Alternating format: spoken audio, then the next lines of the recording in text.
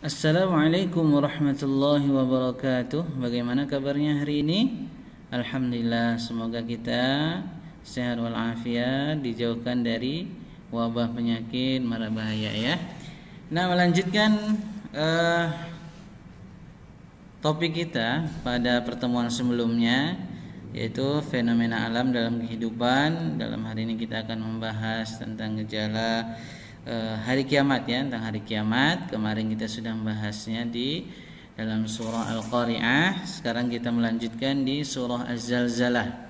Nah, surah Az-Zalzalah merupakan surah Madaniyah ya, kelompok surah Madaniyah, dan terdiri dari 8 ayat.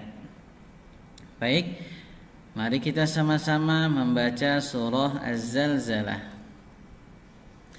أعوذ بالله من الشيطان الرجيم بسم الله الرحمن الرحيم إذا زلزلت الأرض زلزالها وأخرجت الأرض أثقالها وقال الإنسان ما لها يومئذ تحدث أخبارها بأن ربك أوحى لها يومئذ يصدر الناس أشتاتا ليروا أعمالهم فمن يعمل مثقال ذرة خيرا يره ومن يعمل مثقال ذرة شرا يره صدق الله العظيم. Yaitu tadi surah Az-Zalzalah, ayatnya berjumlah 8 ayat dan termasuk pada kelompok surah Madaniyah. Baik, selanjutnya kita apa sih yang dimaksud dalam surah Az-Zalzalah ini ya. Nah, ini mufradatnya. Nah, penjelasannya. Surah Az-Zalzalah ya, surah Az-Zalzalah. Surah Az-Zalzalah diambil dari kata zilzal yang terdapat pada ayat pertama. Apa itu arti zilzal? Berarti goncangan ya. Berarti goncangan. Nah, pokok-pokok dalam surah Az-Zalzalah bercerita tentang goncangan bumi yang amat hebat pada hari terjadinya kiamat. Terus menggambarkan tentang kebingungan manusia ya pada hari itu. Kemudian menceritakan juga proses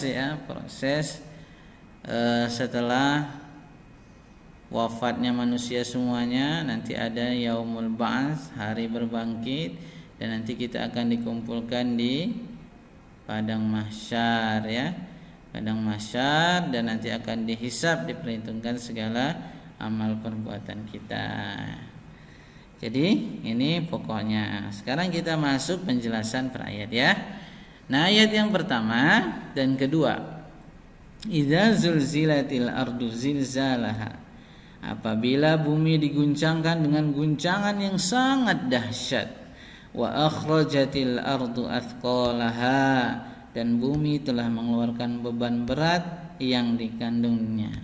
Nah, gambaran hari kiamat yang terdapat dalam surah Az-Zalzalah ayat 1 dan 2 merupakan goncangan yang terjadi di bumi ini ya, yang belum pernah terjadi sebelumnya.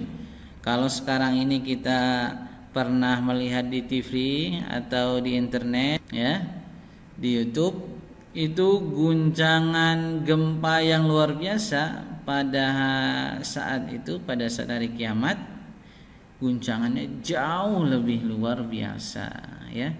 Guncangan yang biasa-biasa saja sudah meratakan apa yang berada di atas bumi ya, apalagi yang seperti diterangkan dalam surah Az-Zalzalah. Masya Allah, subhanallah. Nah, Bumi yang telah mengeluarkan beban-beban berat yang dikandungnya. Maksudnya apa sih ya? Apa saja beban-beban berat yang ada dalam bumi, ya, berupa lahar, barang tambang, timbunan harta maupun bangkai, termasuk pula orang-orang yang telah terkubur di dalamnya, ya, semua apa yang ada dalam bumi itu keluar. Ya, lumpur, ya, keluar, sehingga nanti yang dalamnya itu keluar menimpa apa yang ada di atas bumi, ya, termasuk manusia di dalamnya, ya. Nah, kemudian ternyata di dalam surah Az-Zalzalah, ya, menceritakan dengan kondisi kita pada saat itu, ayat 1 dan 2. Nah, kondisi yang lain juga itu diceritakan dalam surah Al-Hajj ayat 1 sampai 2, ya. Apa itu yang dijelaskan? Yang pertama, kondisi pada saat itu ibu yang sedang menyusui anaknya akan lupa terhadap anaknya. Bayangkan, ya. Ini logika yang mustahil sebenarnya. Dalam kondisi apapun, seorang ibu itu tidak mungkin melupakan anak yang disusuinya. Tapi pada saat itu guncangan yang luar biasa sehingga membuat manusia sangat panik. Saking paniknya, seorang ibu yang mustahil melupakan anaknya pada saat itu lupa, saking panik yang luar biasa, ya. Kemudian perumpamaan yang sedang hamil. Perempuan yang sedang hamil karena shock, hamil kandungannya keguguran, shocknya luar biasa. Gempa yang luar biasa yang belum pernah terjadi selama ini akan terjadi, ya.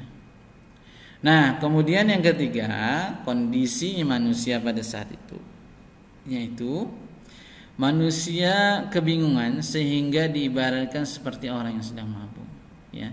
Orang yang sedang mabuk itu kan jalannya tidak stabil. Begitu juga ketika gempa yang sangat dahsyat membuat manusia itu tidak stabil jalannya, ya. Bagaimana stabil kalau sedangkan bumi diguncangkan dengan guncangan yang sangat dahsyat. Makanya pada saat itu manusia diibaratkan seperti orang mabuk yang sedang berjalan, ya, oyong kemana nggak jelas, ya. Karena apa? Ditambah gempa yang luar biasa, shock, ya. Ibu yang sedang menyusui aja lupa, ya. Nah, ini kondisi kiamat pada saat terjadinya. Jadi kalau misalnya kita bayangkan luar biasa, naudzubillah, ya. Allahu Akbar. Nah, selanjutnya waqalal insanu malaha. Pada ayat ketiga ini diceritakan bahwa orang yang menyaksikan itu nanti bertanya-tanya, apa yang terjadi dengan bumi ini? Apa yang terjadi dengan bumi ini? Belum pernah sebesar ini gempa yang terjadi. Belum pernah guncangan sebesar maha dahsyat seperti ini. Mereka akan selalu bertanya-tanya, ya. Nah, keadaan ini tergambar dalam surah Al-Qiyamah ayat 7 sampai 13, ya. Fa idza bariqal basar wa khasafal qamar. Surah Al-Qiyamah ayat 7 sampai dengan 13. وَجُمِعَ الشَّمْسُ وَالْقَمَرُ يَقُولُ الْإِنسَانُ يَوْمَئِذٍ أَيْنَ الْمَفَرُ كَلَّا لَا وَزَرُ, ya. Nah, jadi pada saat terjadinya diceritakan, waduh, ini keadaan planet-planet, ya. Mata manusia terbelalak saking ketakutannya. Belalak. Kaget. Kemudian bulan telah hilang cahayanya. Jadi udah gelap. matahari dan bulan dikumpulkan berbenturan ya. Berbenturan. Nah, inilah yang Allah gambarkan dalam surah Al-Qiyamah. Kemudian yauma idzin tuhadditsu akhbaraha, pada hari itu ya bumi akan mengabarkan kepada manusia bagaimana caranya melalui terjadinya peristiwa-peristiwa. Bukan bumi itu berbicara selayaknya seperti manusia, tidak, tetapi dengan peristiwa-peristiwa ya yang bisa kita simpulkan ya melalui tanda-tanda kebesaran Allah Subhanahu wa taala. Wah, kalau terjadi gempa ini kiamat. Kalau tandanya seperti ini, bumi sudah seperti ini, maka terjadi seperti ini ya. Itu semua sudah Allah jelaskan di dalam Al-Qur'an maupun di dalam hadis. Bi anna rabbaka auhalaha. Kenapa bumi mengabarkan seperti itu? Karena itu merupakan perintah dari Allah ya. Karena bumi juga makhluk, dia tidak mau berpaling dari perintah Allah Subhanahu wa taala. Nah, selanjutnya ketika semuanya sudah terjadi, masuklah kepada proses ya, proses berikutnya. Yauma idzi yasdurun nasu ashtata. Pada hari itu manusia keluar dari kuburnya dalam keadaan berkelompok-kelompok, liyurau a'malahum, agar mereka untuk melihat apa sih hasil dari perbuatannya selama di dunia ya. Ya, namanya yaumul ba'ats, dibangkitkan ya.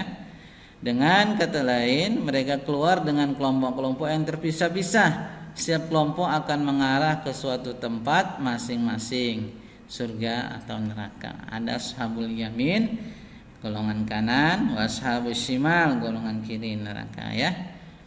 Nah, faman ya'mal mithqala dzarratin khairan yarah. Dan setiap amal itu nanti, amal kebaikan walaupun sekecil apapun itu kita akan melihat balasannya. Begitu juga dengan amal buruk ya. Zarrah itu komponen terkecil ya. Artinya apa? Sekecil apapun perbuatan kita, nanti kita dapat melihatnya, baik itu perbuatan baik maupun perbuatan buruk ya. Ulama menafsirkan zarrah itu ada seperti debu yang berterbangan. Kalau misalnya kita lihat cahaya matahari masuk ke dalam ruangan, nah kemudian ada debu-debu yang berterbangan, nah seperti itulah. Sekecil apa, sekecil itu pun amal kita itu nanti tetap dihitung. Nah, ada yang mengatakan sebesar biji sawi ya, biji sawi itu kecil banget. Nah, sebesar ini pun penggambaran amal kita itu tetap dihitung. Atau ada yang mengatakan sebesar semut ya, semut yang paling kecil maksudnya. Nah, sekecil apa itu pun amal kita tetap diperhitungkan. Makanya berbuat baiklah ya, jangan memikirkan wah berbuat baik ini kecil, nggak boleh ya. Walaupun sedekah kecil tapi istiqomah, insyaallah itu baik. Karena apa? Karena Rasulullah menceritakan dalam hadisnya ayat 7 dan 8 ini ada sebab nuzulnya, sebab turunnya itu 7 dan 8 ini. Apa itu?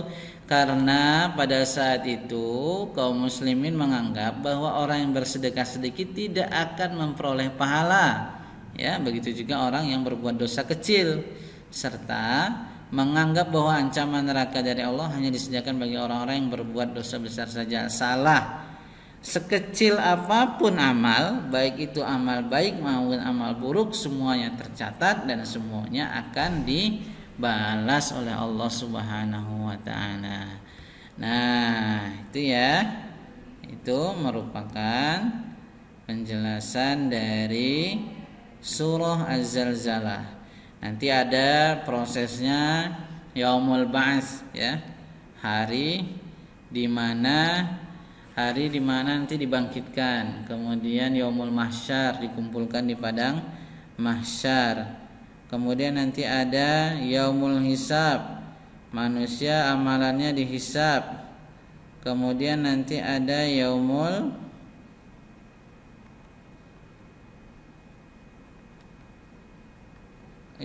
hisab, kemudian nanti ada yaumul ba'ats, yaumul mizan ya, hari pertimbangan. Kemudian yaumul jaza, hari pembalasan. Semua amal nanti akan dibalas. Nah, keterkaitan surah Al-Qari'ah dan Az-Zalzalah, yang pertama nama suratnya memiliki kandungan makna yang sama. Yang kedua, berhamburannya gunung-gunung dan keluarnya beban berat bumi adalah karena adanya guncangan yang besar. Berhamburnya gunung-gunung dalam surah Al-Qari'ah, keluarnya beban berat yang ada dalam bumi itu surah Al-Zalzalah, merupakan karena guncangan yang sangat besar pada saat terjadi hari kiamat. Nah, menggambarkan paniknya manusia pada saat terjadinya hari kiamat ada di dalam surah Al-Qari'ah. Dan Az-Zalzalah juga manusia bertanya-tanya, lu kenapa ini gitu ya. Dan yang terakhir, balasan terhadap segala perbuatan manusia. Sekecil apapun perbuatan baik akan mendapatkan ganjaran pahalanya. Sekecil apapun perbuatan buruk akan mendapatkan ganjaran dosanya. Oleh karena itu kita harus memilih yang terbaik, yaitu selalu berbuat baik karena Allah Subhanahu wa ta'ala. Nah, sampai di sini. Mohon maaf atas segala kurangan. Wal afu minkum. Wassalamualaikum warahmatullahi wabarakatuh.